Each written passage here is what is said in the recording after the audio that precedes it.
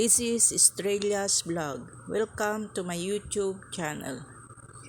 Ang lulutuin ko ay atsarang labong. Ang mga sangkap na gagamitin ko ay labong, carrots at yung siling haba. Magpainit na tayo guys ng mantika, tapos ilagay na natin yung sibuyas, bawang. Pagkatapos niyan, nating maigisa ng yung bawang sibuyas, sunod na nating ilagay yung carrots, tapos yung siling haba.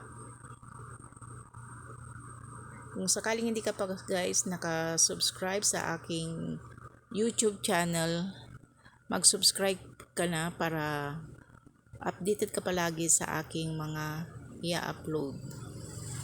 Ayan guys, linagay ko na rin yung labong. Katapos, lagyan natin ng asin, brown sugar, paminta, tapos seasoning granules. Tapos niyan, lagyan din natin ng 2 kutsarang suka.